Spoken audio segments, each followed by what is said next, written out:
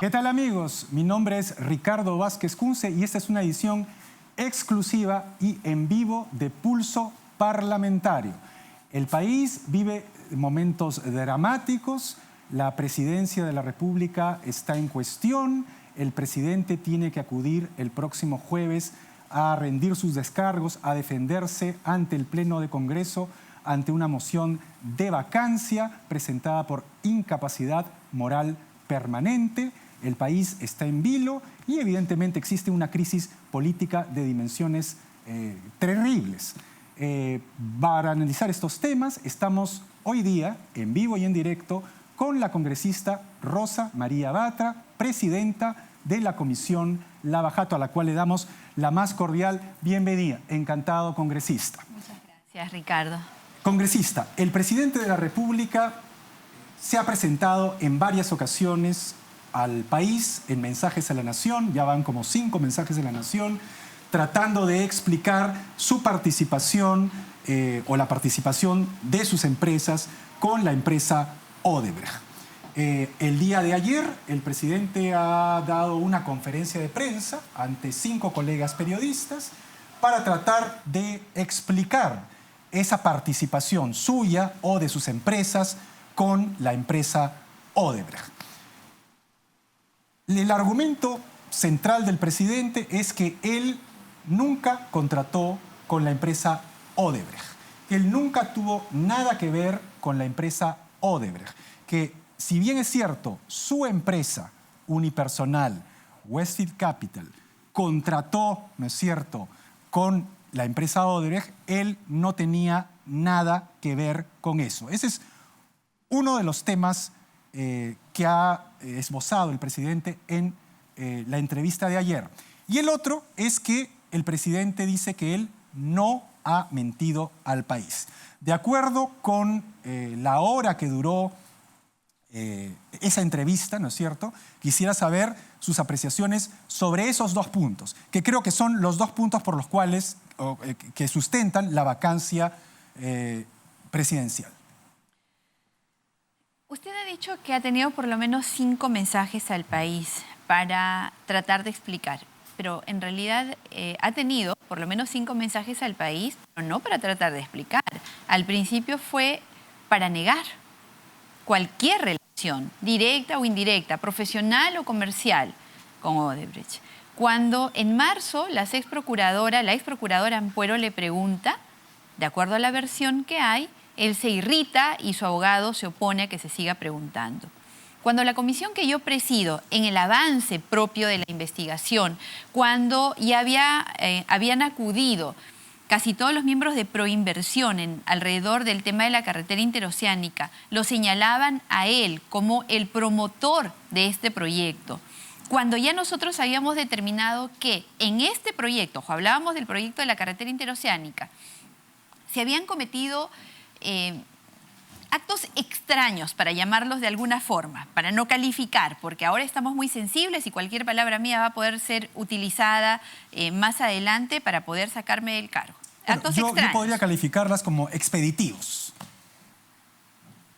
Más que expeditivos, porque eran lesivos para el Estado peruano.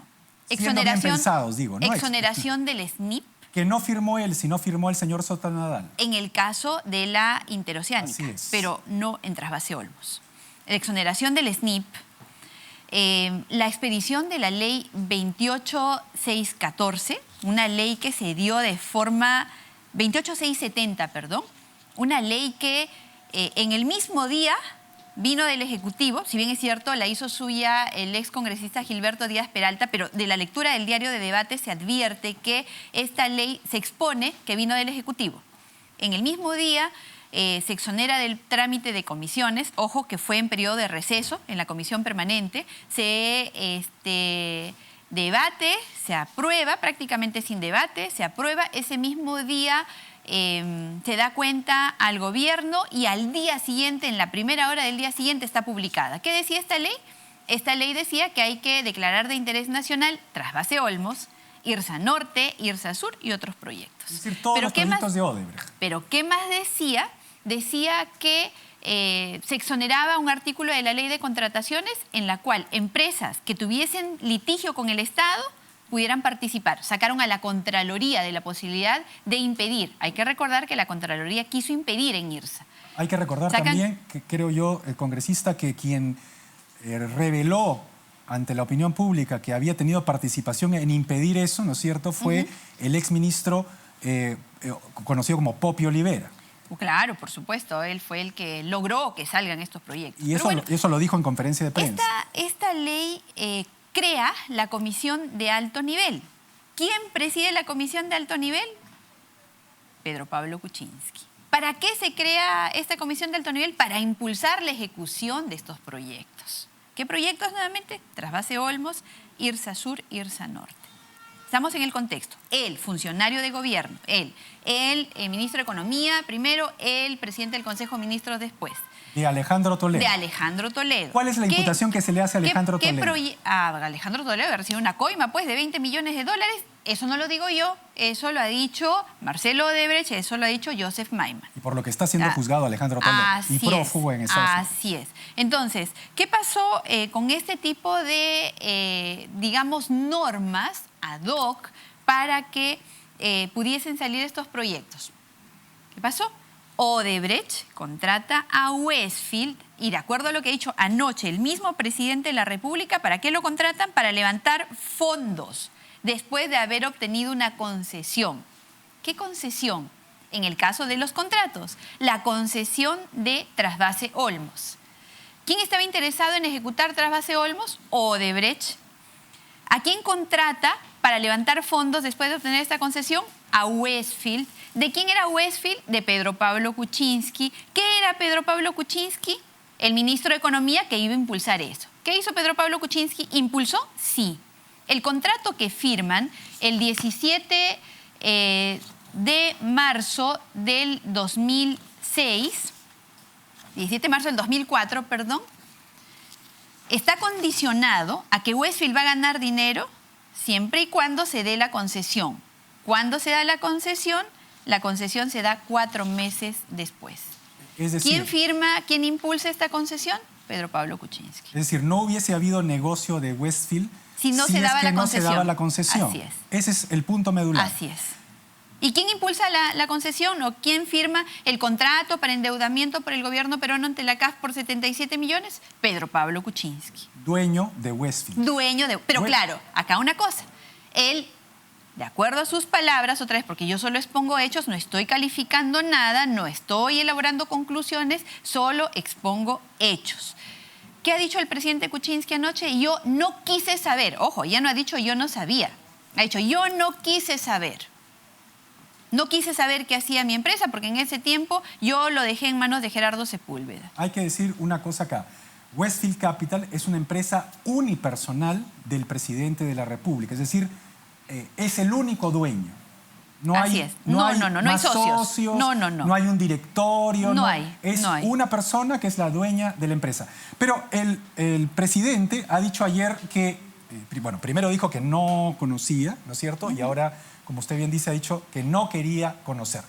El argumento del presidente es que en las prácticas corporativas internacionales, ¿no es cierto?, de donde él proviene, él menciona que él es un banquero de Nueva York, que tiene amplios contactos financieros a nivel mundial, se estila, ¿no es cierto?, lo que se llama la muralla china. Es decir, que un dueño de una empresa, un capitalista, un accionista, que está en el sector privado y que va o ha sido llamado para el sector público para ejercer determinado cargo público, se desentiende, ¿no es cierto?, de su empresa y le deja la administración de su empresa a otra persona, a un fideicomiso, en fin, hay una separación, ¿no es cierto? Entonces, él dice, ayer lo ha dicho, que él le dejó la administración, la gestión de intereses de su empresa unipersonal Westfield Capital al señor Gerardo Sepúlveda. Pero el presidente no ha podido demostrar ayer con ningún documento que eso ha sucedido. Es más, cuando la periodista Rosana Cueva, la colega periodista, le pregunta sobre esa situación, él no tiene respuesta. Y la periodista le dice que lo que sí existe es un documento oficial del condado de Dade, Miami, donde está la empresa constituida Westfield Capital, en la que siempre ha figurado Pedro Pablo Kuczynski como apoderado de la empresa. Es decir, si hay algún papelito que manda, es el oficial. El presidente tendría que, de alguna manera, para probar que él se desligó, por lo menos formalmente, ¿no es cierto?, un papel que diga, efectivamente, yo me desligué y acá está la fecha, la hora en la que yo le dejé todo al señor Sepúlveda. Eso no lo ha podido demostrar. ¿Qué significa eso? Mire, yo no sé si ellos firmaron o no firmaron un contrato. El señor Kuczynski no ha mostrado un documento. No podría hacer un análisis de eso.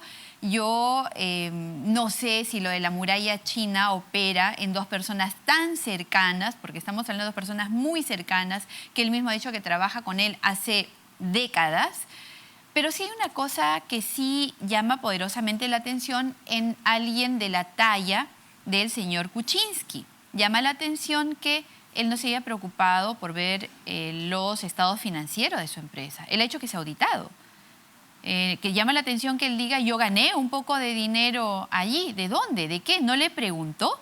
O sea, independientemente de la muralla china, ¿no le preguntó de dónde venía el dinero? ¿Qué contratos había gestionado?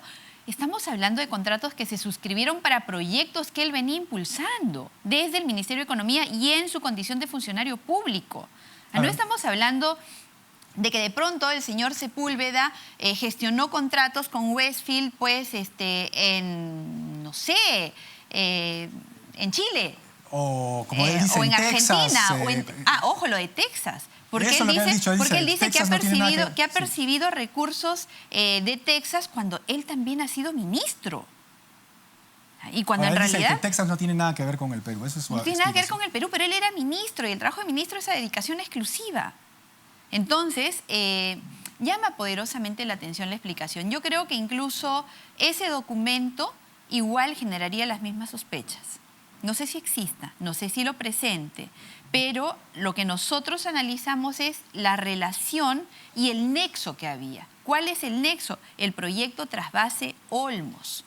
Ahora, ¿qué hizo PPK por Trasvase Olmos? ¿Qué hizo Westfield por encargo de Odebrecht por Trasvase Olmos?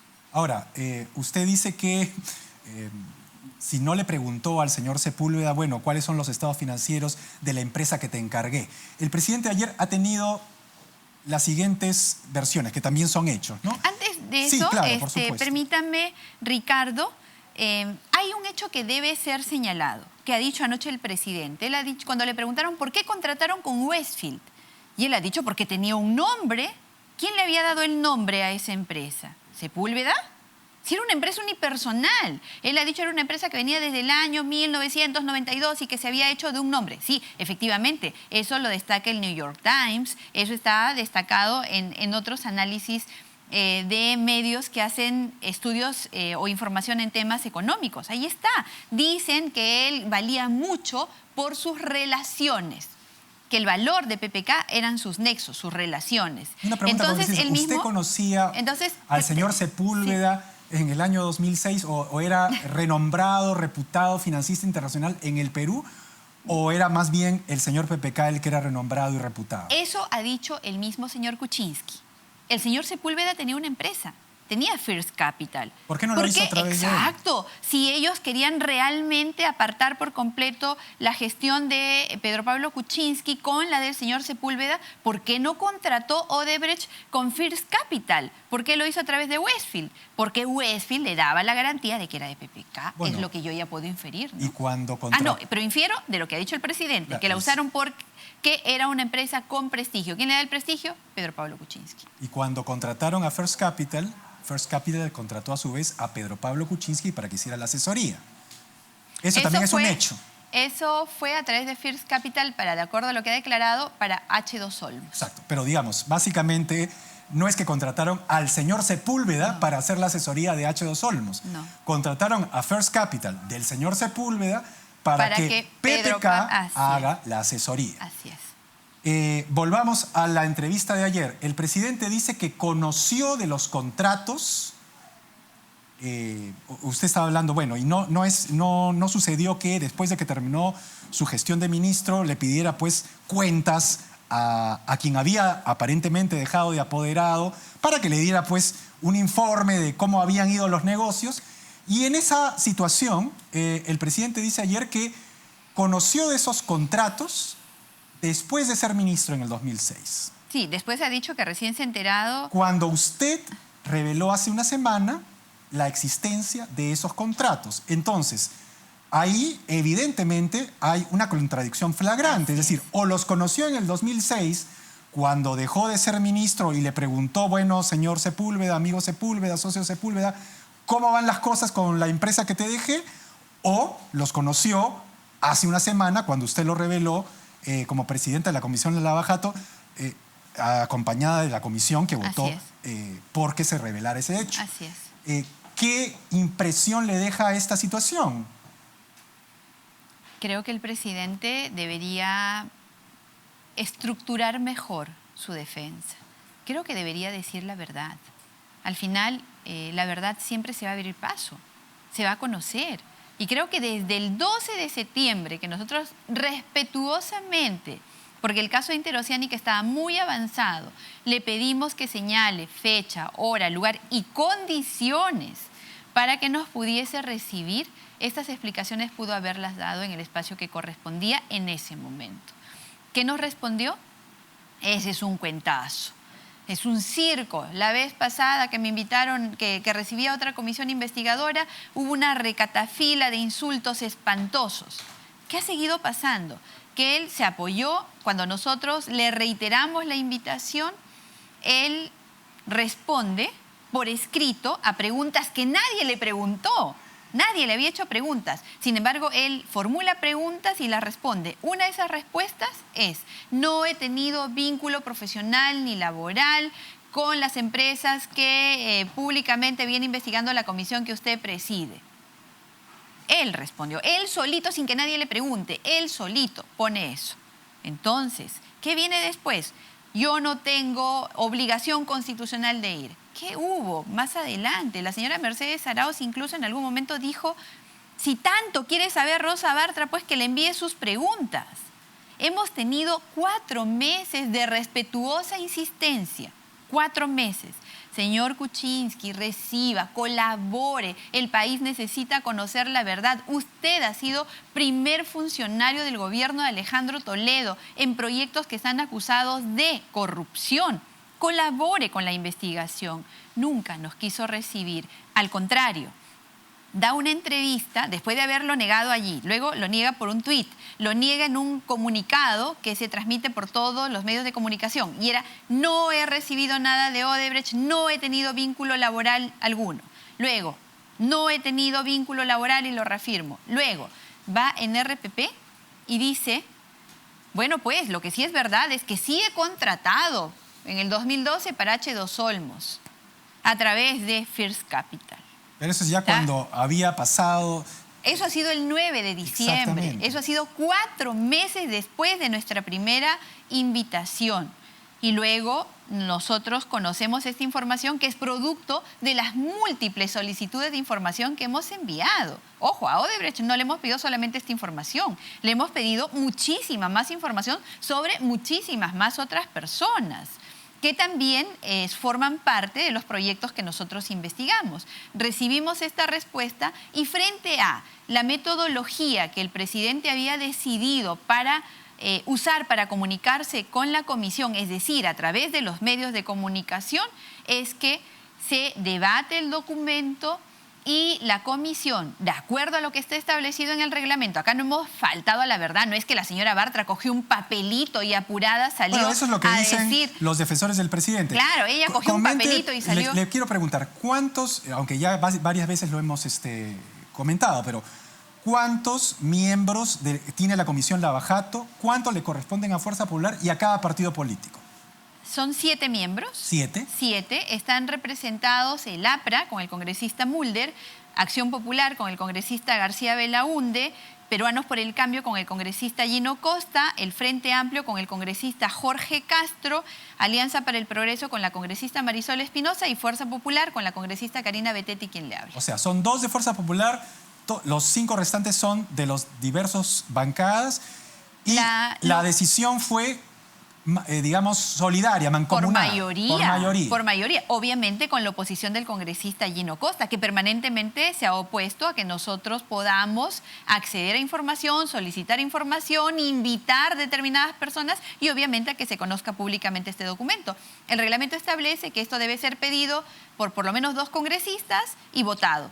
Lo pidieron 3 congresistas y se votó. Y por mayoría, con la oposición del congresista Costa, se hizo público el documento. Nosotros no hemos concluido, nosotros no hemos acusado, nosotros hemos dado a conocer la información oficial que la empresa Odebrecht, a solicitud de la comisión, que no la solicitó el día anterior, que la había solicitado el mes anterior, finalmente tuvo en sus manos.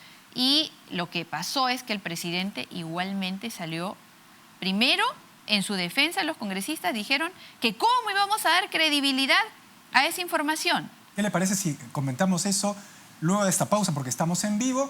Vamos a una pequeña pausa y regresamos en vivo con la congresista Rosa Bartra, presidenta de la Comisión Lava Jato.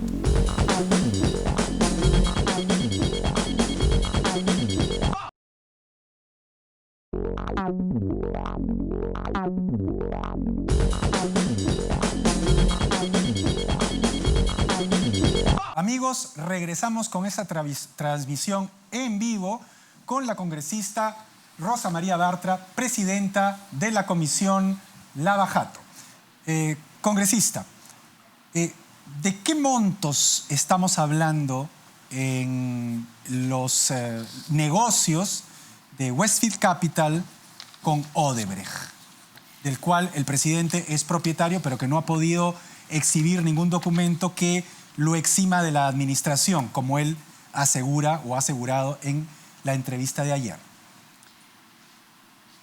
Nosotros podríamos hablar de los montos que han costado los proyectos que se impulsaron bajo el abrigo de la ley 28670 o que se impulsaron con motivo del decreto supremo 014-2006 o que se exoneraron del SNIP.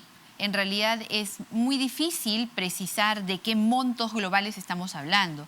La primera información, porque esa es una primera información concreta que tenemos, es que son cerca de $700.000 que se habrían, son más de $700.000 que se han gestionado mientras PPK fue ministro de Economía y presidente del Consejo de Ministros, por precisamente el proyecto de Trasvase Olmos y el proyecto de la carretera interoceánica. Ahora, si sumamos ambos proyectos al monto que tienen en este momento, estamos hablando ya de más de $9.000 millones.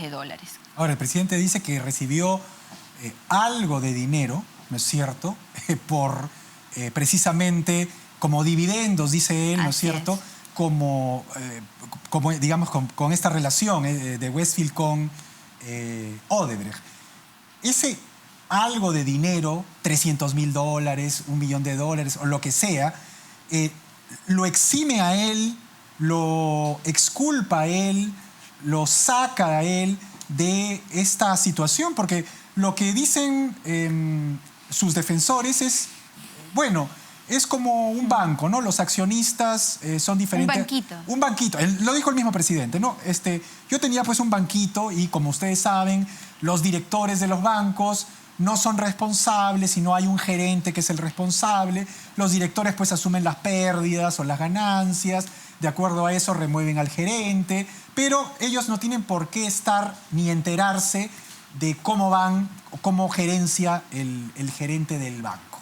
No es el caso. Y no es el caso porque se trata de una empresa... ¿Por qué no es el caso? Porque se trata de una empresa unipersonal. No se trata de una empresa pues que tenía un número enorme de empleados. Es más, ni siquiera está claro cuál era la relación que tenía con Gerardo Sepúlveda. No sabemos si era su empleado. Él dice era el gestor.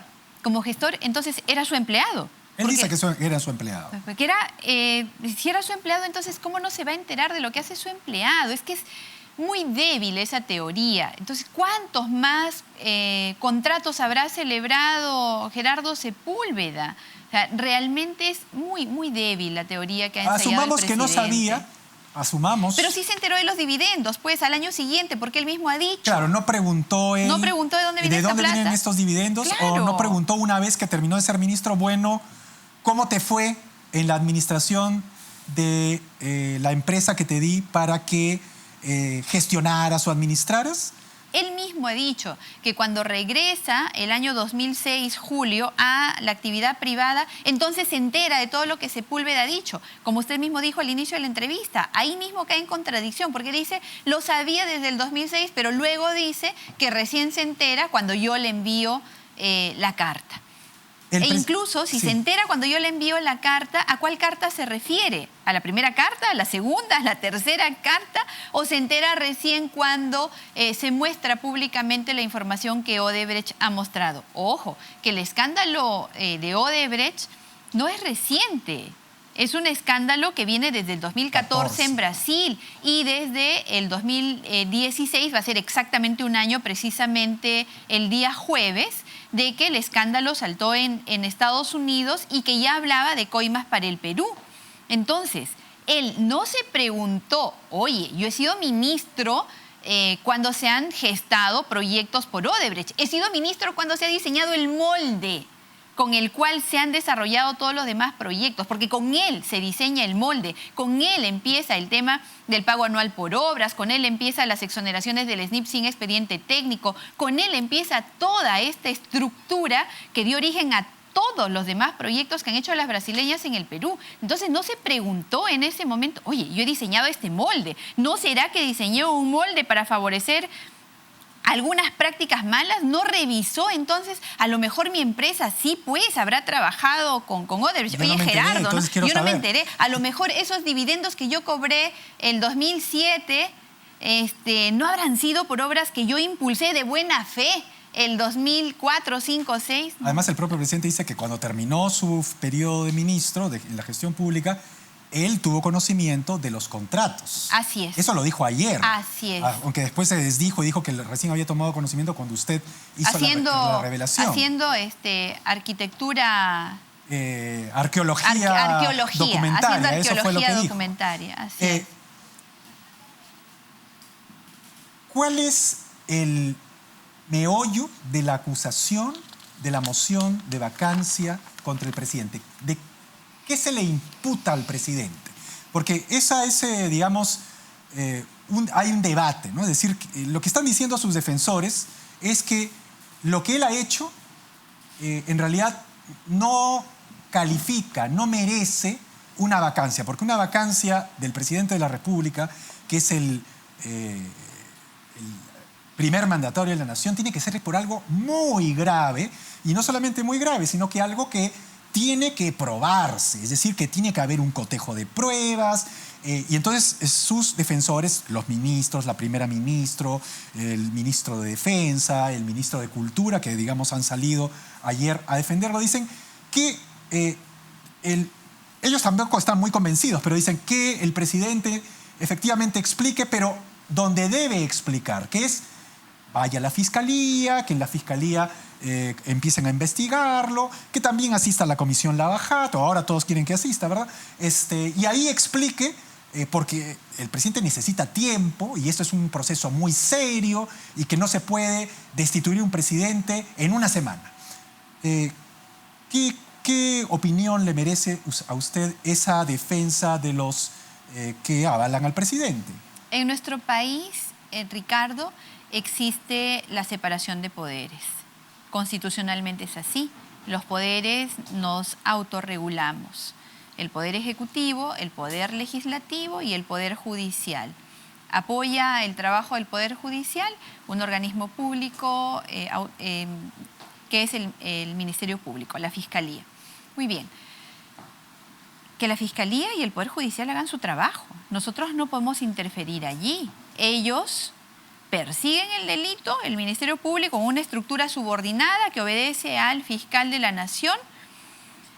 en una estructura jerarquizada, perdón, que obedece al fiscal de la Nación. El Poder Judicial hace su trabajo, juzga, sentencia, absuelve o lo que corresponda.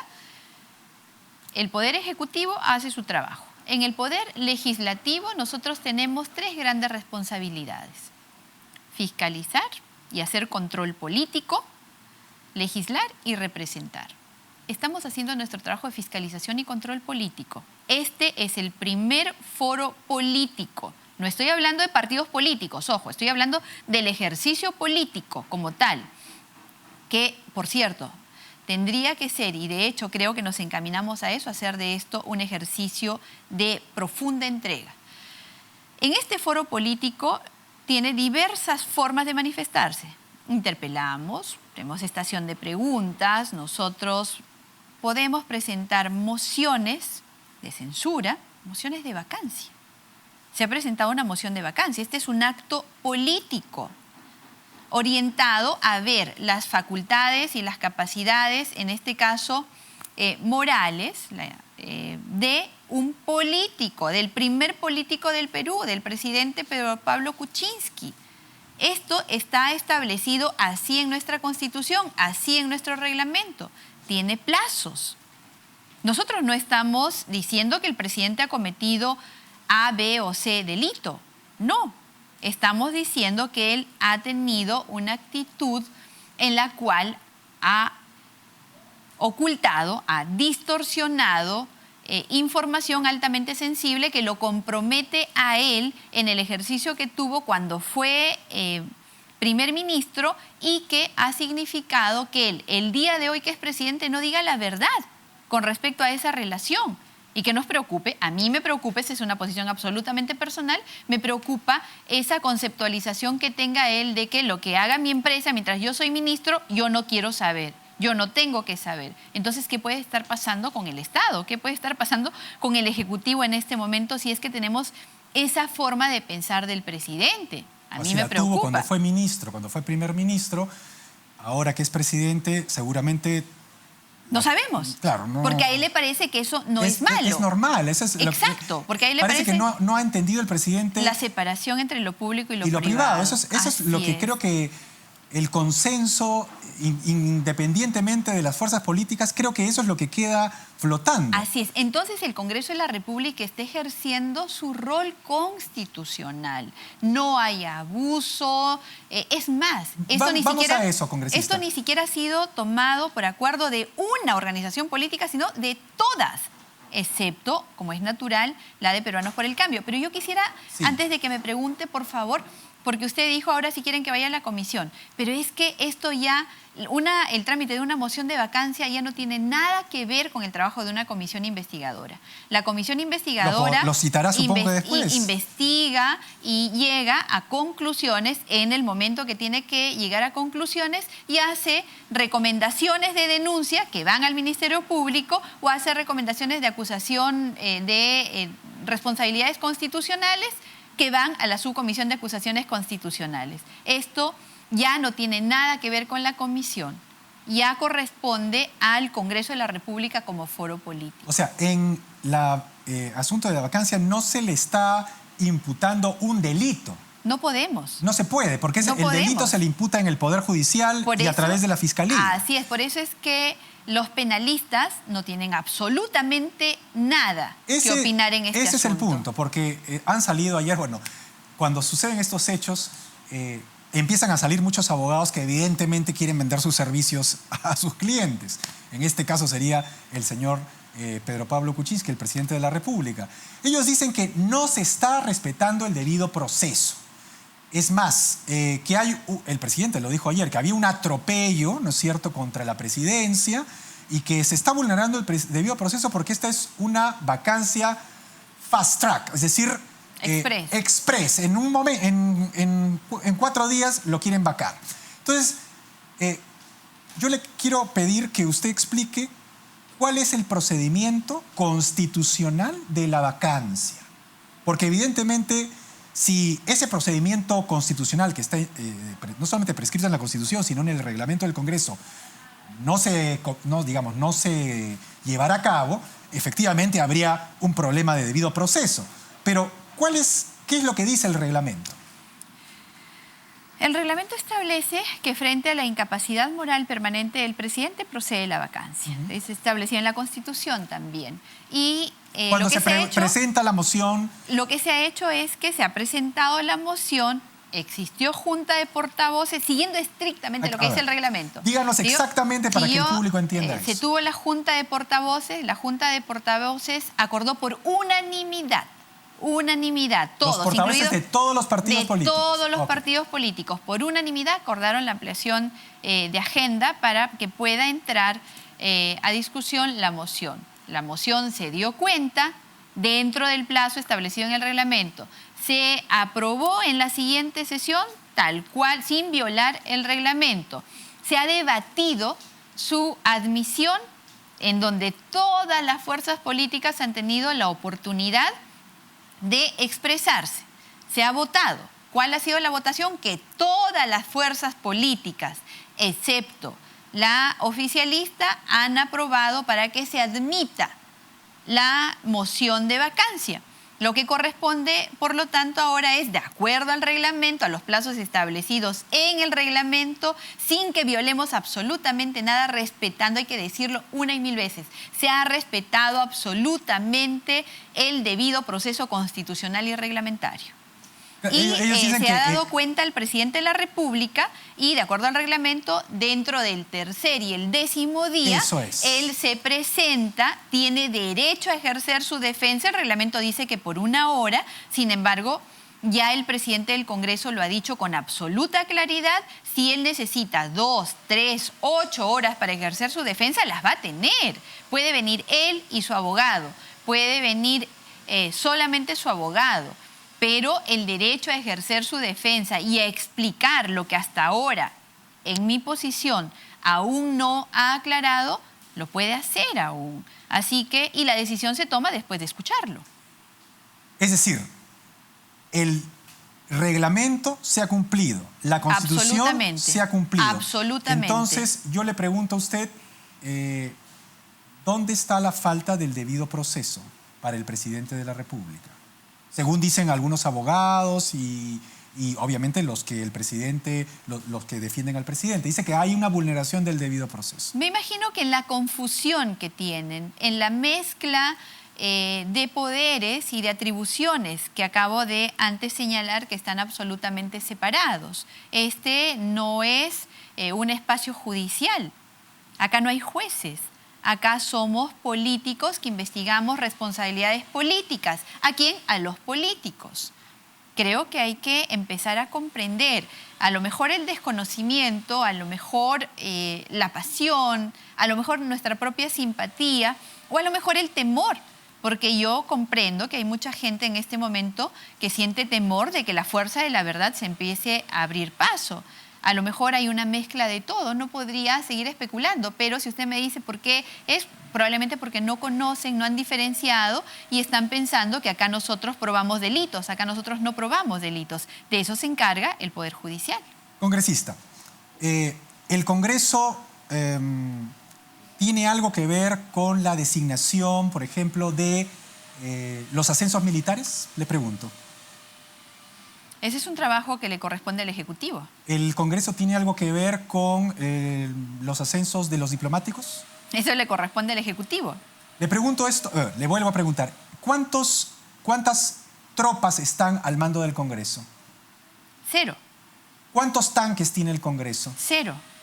Y entonces, ¿cómo el señor Cateriano, que ha sido ex primer ministro del presidente Humala, que hoy día está preso junto con su esposa, ¿no es cierto?, puede decir que hay un golpe de Estado que se va a perpetrar por el Congreso?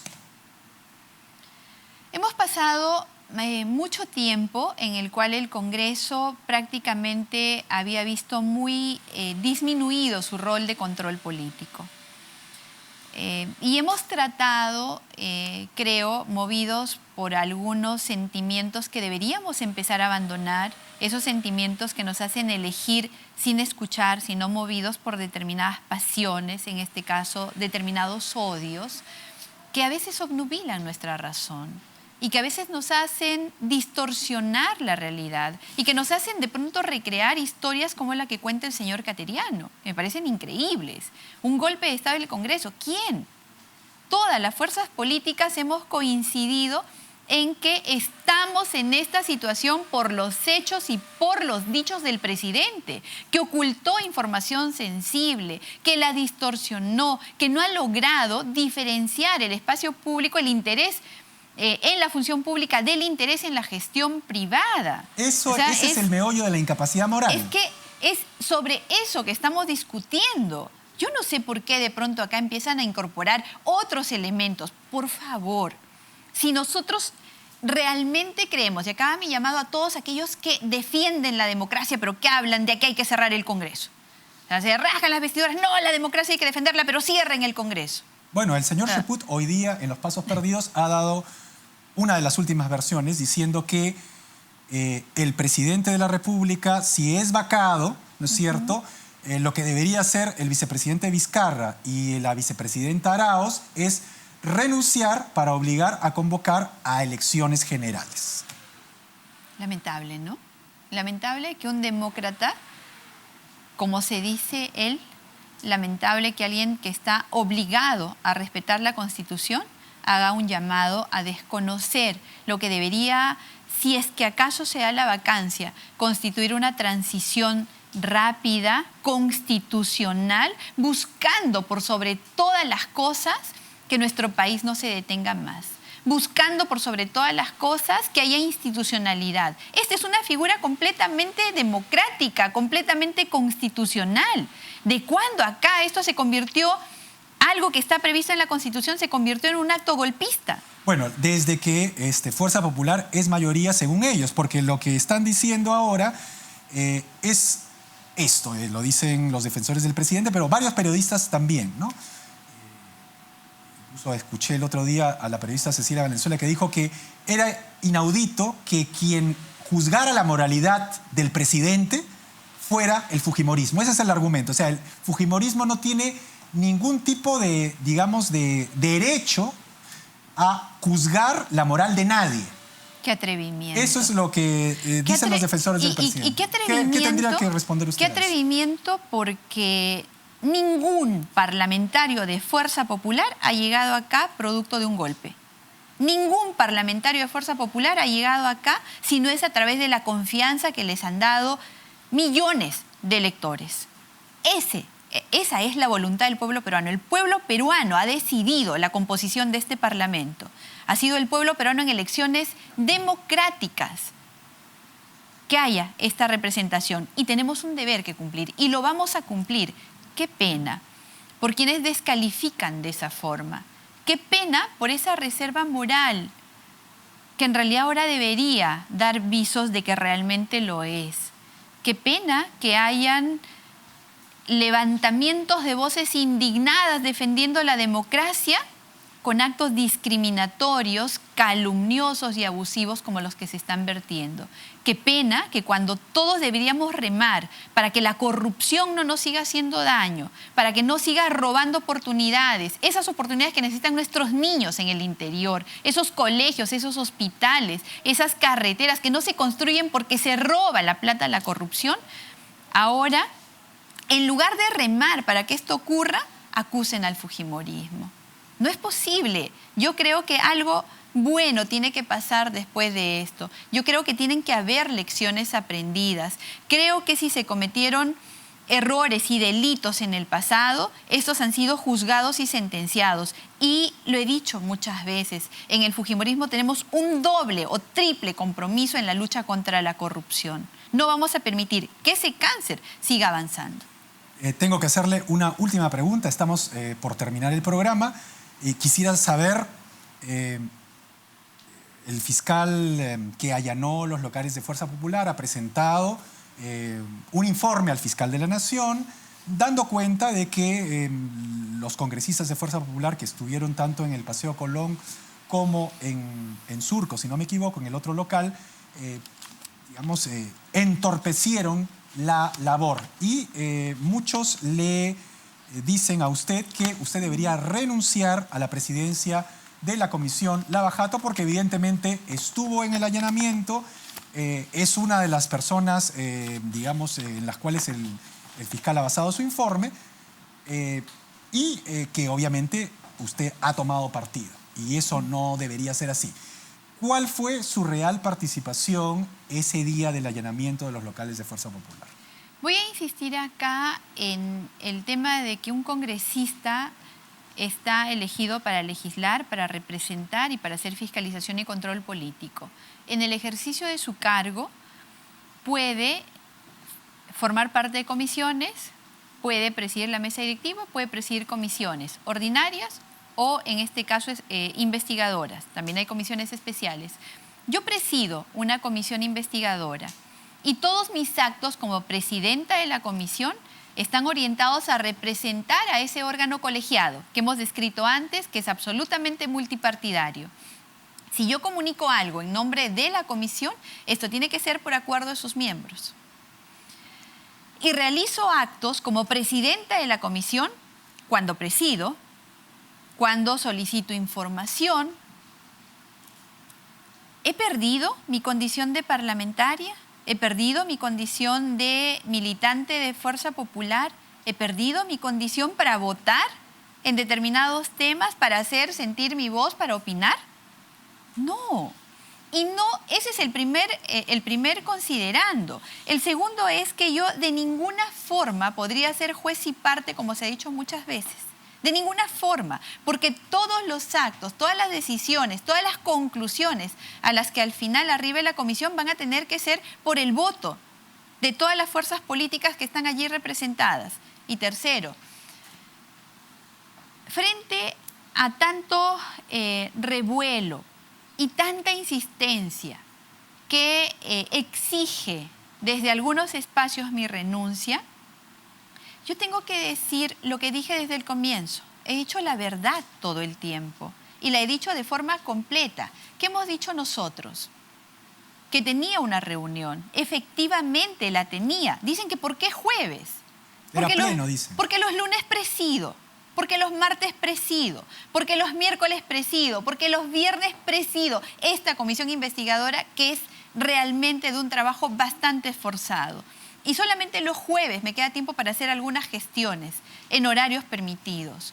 Me enteré del allanamiento, sí, tomé conocimiento cuando llegué. Respetuosamente me identifiqué, respetuosamente ingresé. ¿Usted le dijo algo al fiscal? Absolutamente. Lo único que he hecho es identificarme. Identifíquese. Soy fulana de tal, con mi documento de identidad, con muchísimo respeto. ¿Usted digamos, hizo algún tipo de conducta física para que no entraran, para que cerró alguna puerta? Absolutamente. ¿Los intimidó con su cargo?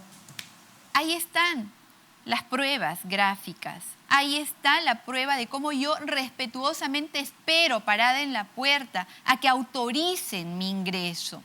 Esperé, ahí están las cámaras, no mías, la de los medios de comunicación que han estado registrándolo todo. Cómo llego, me identifico, me piden que me identifique físicamente, regreso para buscar mi identificación, la alcanzo, espero a que autoricen mi ingreso, porque mi ingreso tuvo que ser autorizado. Autorizan mi ingreso. Nuevamente adentro me requieren que me identifique, vuelvo a identificarme con respeto. Me llamó la atención porque cuando yo ingreso a la biblioteca. Me llamó la atención y ojo que esto lo he dicho desde la primera vez, antes de que incluso empiecen los cuestionamientos. Ingreso y me llamó muchísimo la atención ver que quienes estaban haciendo el allanamiento ojeaban hoja por hoja, la biblioteca, los libros de la biblioteca, los libros de historia. Hice un registro de eso y me retiré. ¿Registro fotográfico? Sí, y me retiré. No, hice una grabación de menos de 20 segundos y me retiré. Ahí están las cámaras que han grabado también mi salida. Perfectamente pueden determinar el tiempo que duró mi permanencia allí. No han sido más de 15 minutos en una diligencia que ha durado muchísimas horas. Yo he estado presente ahí quizás el 1% del tiempo que ha durado la diligencia. Jamás hubo actitud violenta, jamás hubo actitud obstruccionista, jamás hubo actitud de amedrentamiento, jamás hubo actitud que pueda configurar alguna falta. Y además, finalmente la imparcialidad está completamente garantizada en términos de que nosotros solamente podemos obtener conclusiones en base a hechos ciertos, objetivos, comprobables y votados por todos los miembros de la comisión. En el Parlamento no existe nadie que no haya llegado a través de una organización política y que no le deba lealtad a su organización política. Eso está establecido en el Código de Ética del Parlamento. Una pregunta, pero súper corta, porque ya estamos con el tiempo. Visto en perspectiva lo que usted nos está contando, usted estaba llegando a una reunión y se enteró que había un allanamiento, ¿fue un error proseguir o usted pudo haber dicho, bueno, hay un allanamiento, yo soy la presidenta de la comisión, mejor me retiro para que no haya absolutamente ningún tipo de duda sobre mí? Yo no llegué al allanamiento como presidenta de la comisión investigadora. Yo llegué como Rosa María Bartra, congresista de la República, por Fuerza Popular. Hay que aprender a diferenciar también los espacios, porque de lo contrario, el temor que sienten algunos de que la fuerza de la verdad, porque las mentiras tienen patas cortas, las verdades las alcanzan, las mentiras avanzan, pero las verdades las alcanzan, sientan en este momento incomodidad con mi presencia en la presidencia de la comisión. Pero yo quiero decirle a usted, Ricardo, y por su intermedio a quienes me escuchan, a quienes me debo, a mis electores, a quienes creen, no solamente a mis electores, sino a quienes creen que es posible un Perú sin corrupción, que vamos a seguir investigando, que voy a honrar el encargo que me han dado con valentía, con criterios de justicia, de verdad. A eso nos debemos y lo vamos a cumplir, porque finalmente yo creo en un Perú solidario, en un Perú próspero, justo, saludable, en el cual la corrupción no nos robe las oportunidades. Muchas gracias, congresista, por haberla tenido en el programa. Este ha sido un programa extraordinario, en vivo, de Pulso Parlamentario. El país está viviendo momentos terribles. Esperemos que el jueves la situación termine y volvamos a vivir en paz. Gracias y nos vemos hasta la próxima.